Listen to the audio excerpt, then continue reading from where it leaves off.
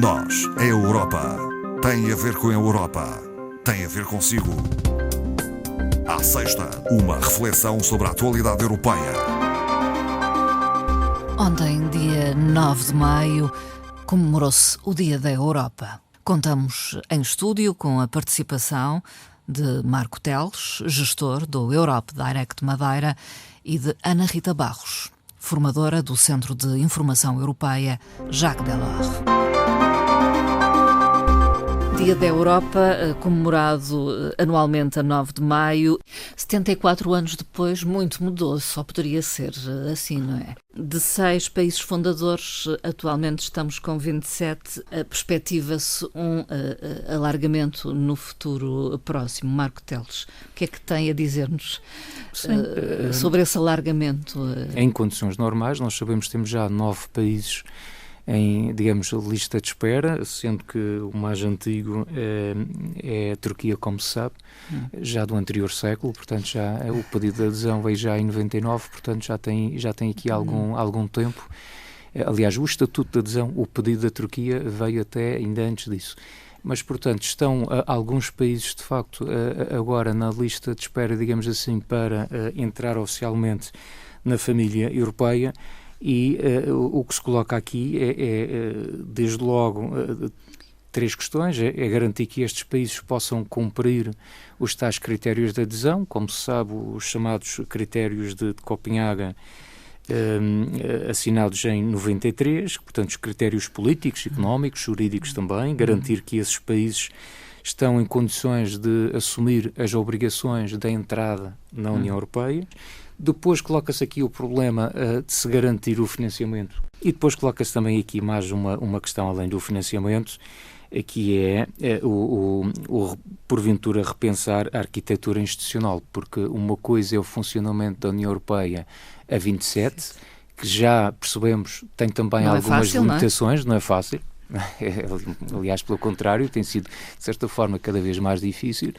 Mas, de um momento para o outro, se nós em vez de 27 se tivéssemos 36, quer dizer, ou 32, o que fosse, obviamente que aqui a conjuntura seria diferente, a arquitetura é diferente, e isto acho que obriga a uma reflexão de como tornar o processo relativamente ágil e funcional. Doutora Ana Rita Barros, quer pronunciar sobre esta questão? Doutor Marco estava aqui com certeza a referir-se aos tratados, logicamente. Há alguns dirigentes políticos europeus, inclusivamente há pouco tempo, esta semana, no princípio da semana, tivemos a declaração do antigo Presidente da Comissão Europeia, Durão Barroso, um português, que foi Presidente da Comissão durante 10 anos e que dizia que era preferível haver um alargamento e depois tratar-se da parte jurídica, sim, ou seja, de alterar os tratados. E isto porque Durão Barroso iniciou a sua presidência em 2004, como nós sabemos, e o alargamento de 2004 deu-se exatamente dessa forma.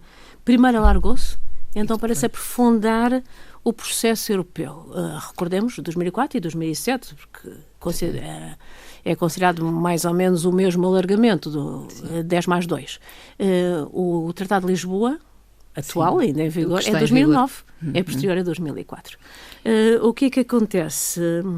Há também os defensores de que muito mais do que os critérios de Copenhaga, neste momento, além dos novos países que venham a entrar, cumprirem os critérios do mercado único, as políticas orçamentais, os déficits, é importante que apliquem as regras do Estado de Direito, que muitas vezes tem sido limitada nos países que entraram nestes alargamentos mais próximos. Defendem que, de facto, se desenvolva um acervo de governação democrática e a aplicação dos princípios do Estado de Direito, fazendo com que os países participem já antecipadamente nas decisões europeias sobre determinadas matérias, ou seja, uma entrada progressiva, mesmo antes de serem Estados-membros. E isto principalmente é políticas extensivas, que é o caso das políticas ambientais e energéticas, porque se esses países não cumprirem, temos aqui um grande problema da implementação do Pacto Ecológico Europeu e das regras do Pacto Verde, como nós sabemos. Temos interno e temos externamente, porque se for só a Europa a cumprir e o resto não cumprir, temos o mesmo problema. É a questão dos pesticidas e da PAC, não é? Tem sido. Portanto, os nossos agricultores não reclamam só pelas questões internas, reclamam também, portanto, internas no caso dos fornecimentos que têm vindo da Ucrânia, reclamam também pela aplicação de determinadas medidas que não são exigidas pela União Europeia quando se importam produtos da América do Sul, por exemplo, não controlamos os pesticidas que são utilizados. Portanto, para não acontecer o que aconteceu muito recentemente e que todos nós nos lembramos com Estados-membros que aderiram em 2004, era integrá-los já nestas matérias, porque muito para além de cumprir as outras políticas, têm que cumprir o Estado de Direito, que é um dos princípios base da União Europeia. Marco Teles, falemos da presença da Europa no mundo e das relações que vai estabelecendo com outros Estados. A temática da presença da Europa no mundo foi apresentada em 2019, nesta legislatura da Comissão Europeia, portanto 2019-2024, como uma das 6 prioridades. Portanto, como se sabe, a Comissão definiu 6 áreas-chave de atuação para este mandato, desde logo a começar pelo Pacto Ecológico Europeu, que foi a base, a nova estratégia de crescimento defendida para a União Europeia e que tem a sua grande meta em 2050, com o objetivo de nós sermos neutros do ponto de vista climático, mas há outras prioridades, nomeadamente a Europa preparada para a era digital, que está, de resto, a decorrer, a promoção do modo de vida europeu, um novo impulso para a democracia europeia, o colocar a economia cada vez mais ao serviço das pessoas e havia também exatamente aqui um ponto que era uma Europa mais forte no mundo. Portanto, a afirmação da Europa no mundo, que de resto, creio que nem von der Leyen, nesta altura, quando apresentou as prioridades, pensava propriamente o quanto este desafio se tornaria realmente importante, na medida em que, pelo meio, tivemos situações imprevistas. Tivemos, logo depois da tomada de posse, uma pandemia que mostrou algumas fragilidades que nós tínhamos a nível interno. Logo de seguida tivemos depois um outro problema com a invasão da Ucrânia por parte da Rússia e da constatação que nós tínhamos uma dependência energética abusiva em relação precisamente à Rússia, e tudo isto leva-nos realmente a repensar esta necessidade da Europa se poder afirmar no mundo, em áreas onde até pode ser líder, nomeadamente, por exemplo, na inteligência artificial, onde efetivamente acabamos, de certa forma, de ser líderes no sentido de estarmos a dar os primeiros passos na regulamentação sobre essas matérias, mas também temos a pretensão de sermos líder em termos ambientais e, no meio de tudo isto, sem querer entrar aqui assim na parte menos simpática, mas temos aqui não diria um problema, mas temos um desafio grande pela frente que chama-se a China. Há aqui uma série de situações sensíveis e uma delas tem a ver com a questão das energias. Portanto, como se sabe, a China, neste momento, a nível mundial, domina 3/4 dos investimentos globais em tecnologias limpas. A China tem 80% da capacidade global do fabrico de módulos solares, é o maior exportador mundial de baterias para os veículos elétricos e, portanto, no final do ano passado, por exemplo, a Comissão Europeia decidiu abrir um inquérito anti-subvenções relacionado com os veículos elétricos de baixo custo que são produzidos na China e que estão literalmente a invadir o mercado europeu. E depois desta abertura de inquérito no final de 23, veio este ano abrir um novo inquérito, ou seja, aliás, mais 2 inquéritos, um relacionado com as turbinas eólicas e outro com os painéis solares, porque o que está em causa é sempre a mesma coisa. É a China ter realmente custos de produção que se estimam mais baixos em 40% a 60% e que decorrem de 2 fatores. O custo de mão de obra mais barato, como nós sabemos, e o outro, esse sim, problemático, que são as ajudas estatais. E há então aqui algumas zonas de conflito para resolver. Doutora Ana Rita Barros, esta visita de Xi Jinping à Europa foi uma reunião trilateral, França, União Europeia, China. Segundo as declarações públicas de caráter político, mas no fundo teve por base aquilo que o Dr. Marco acabou de dizer. Foram os excedentes comerciais chineses, como eles dizem, não conseguem absorver no mercado chinês, exportam a preços competitivos, vêm para a Europa, mas têm por base uma economia subsidiada. E é isso que acontece. Claro que depois da parte da União Europeia houve algumas declarações, dizendo a Presidente da Comissão, antecipadamente à vinda do senhor, que essas medidas da China desencorajavam a industrialização da Europa, mas eu penso que temos que meter o dedo na ferida. Nós já devíamos ter pensado na industrialização da Europa muito antes, não é? Antes de desmontar do que agora. Sim. Pela parte da China, portanto, o mesmo silêncio. Até porque não lhes interessa criar grandes problemas, porque vão aumentar estas investigações relativamente à política de subvenções chinesas. Mas os chineses são mesmo assim. Da parte da França, não, porque é a França que o convidou, portanto, da parte da França, uma certa retração. Porque parece que nos bastidores diz-se isso, que em cima da mesa o senhor presidente chinês pôs o conhaque francês lado a lado com as questões energéticas. Portanto, e 99% do consumo de bebidas de conhaque na China vem da França. Há também a questão da Rússia, que esteve em cima da mesa. A China, com a sua conduta normal, disse que são apenas relações comerciais normais que estabelece com a Rússia. E negou absolutamente quer o fornecimento de tecnologia, quer o fornecimento de capacidades militares russas. E depois demonstrou aquilo que diplomaticamente a China faz.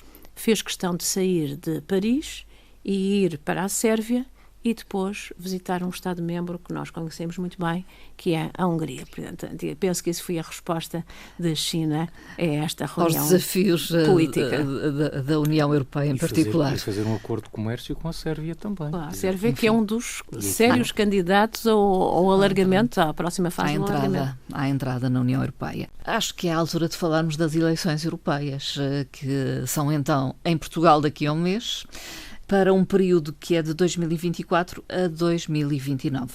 Vamos eleger a composição do Parlamento Europeu. Vamos ter novamente, no fundo, a possibilidade das pessoas escolherem os 21 representantes portugueses no Parlamento Europeu. Portanto, como se sabe, a representação de cada Estado-membro faz em proporção à dimensão demográfica de cada Estado. É importante que as pessoas votem, porque efetivamente as europeias, como se sabe, é conhecido por ter uma taxa de participação bastante baixa. Em 2019, a média europeia ultrapassou, felizmente, já os 50% de taxa de participação. Restou um aumento em relação àquilo que havia acontecido em 2014, mas infelizmente Portugal não seguia essa tendência. Portanto, nós já estamos há uma série de anos sempre em trajetória descendente, com uma participação cada vez mais fraca. A esmagadora maioria dos portugueses reconhecem a importância de termos entrado na União Europeia, reconhecem que, de facto, a União Europeia contribui e tem medidas que depois têm impacto visível no seu dia-a-dia, mas depois, na verdade, quando chega ao momento da eleição, não sei muito bem porquê, mas há alguma retração, mas gostava de ver aqui, pelo menos a nível regional, onde as pessoas realmente reconhecem a presença da União Europeia e o quanto a nossa presença, essa presença, contribui para modificar e desenvolver a nossa região. Eu acho que tínhamos aqui uma excelente oportunidade de mostrar esse reconhecimento e mostrarmos que nós apoiamos o projeto europeu e que temos uma palavra a dizer. Isto também ia-nos dar esta possibilidade de nós podermos reivindicar mais para a própria região, enquanto também região ultraperiférica, que se coloca imensos desafios, não sei. Talvez seja de dar a entender e explicar o papel do Parlamento Europeu. Portanto, o Parlamento Europeu normalmente é visto como o elo fraco das decisões políticas europeias. Apesar disso, o Parlamento Europeu tem vindo, desde o Tratado de Nice, a ter cada vez mais poder de decisão. O processo legislativo ordinário, ou codecisão, como é mais conhecido, está neste momento a aplicar-se a cada vez mais políticas. E é para esse poder que nós vamos votar em junho e temos que pensar o que é que nós queremos. Queremos uma Europa que progride ou uma Europa que fica parada? Queremos uma Europa que vai se abrir ou fica na mesma? Queremos uma defesa de interesses comuns a nível pan-europeu ou queremos as preferências nacionais como alguns partidos e algumas forças políticas tentam fazer querer? Enfim, é a decisão nossa. Os desafios que a Europa enfrenta são inúmeros, já aqui falamos, desde o pacto ao alargamento, passando pelas migrações, passando por esta economia protecionista, que agora, mesmo a nível europeu, já não é protecionista só a nível de empresas, é protecionista a nível de Estados. Há Estados mais protecionistas do que outros e que fazem quase concorrência inter-Estados, não é, de facto, um dos objetivos da União Europeia. O desafio geopolítico e as necessidades, como já dissemos, da Europa se afirmar ou reafirmar na cena mundial, porque a nossa política externa, que tem muito a ver também com a problemática da migração, enfim, não é suficientemente forte para nós nos impormos no exterior. Esse é um dos handicaps da União Europeia dos nossos dias. Doutora Ana Rita Barros, vamos terminar com duas frases. Duas frases de duas mulheres europeias, proferidas em julho de 1979. Duas mulheres que foram presidentes do primeiro Parlamento Europeu eleito. A primeira por um dia só, Louise Weiss, jornalista. E porquê? Porque era o deputada na altura com uma idade mais avançada, portanto, mais experiente. E no dia seguinte, a Simone Veil, que foi presidente eleita desse Parlamento Europeu. Portanto, comecemos por Louise Weiss, que proferiu a seguinte frase: a Europa só recuperará a sua aura reacendendo as suas chamas, as chamas da consciência, da vida e do direito. Nós, os representantes eleitos da Europa, temos material inflamável nas nossas mãos. Louise Weiss. Simone Veil, no dia seguinte, afirma: o nosso Parlamento deve ser a força motriz da integração europeia. Isto é particularmente verdade numa altura em que a principal necessidade da Europa é uma medida adicional de solidariedade. Simone Veil. E ficamos por aqui. Doutora Ana Rita Barros, doutor Marco Teles, muito obrigada pela presença uma vez mais. Obrigado. Obrigada.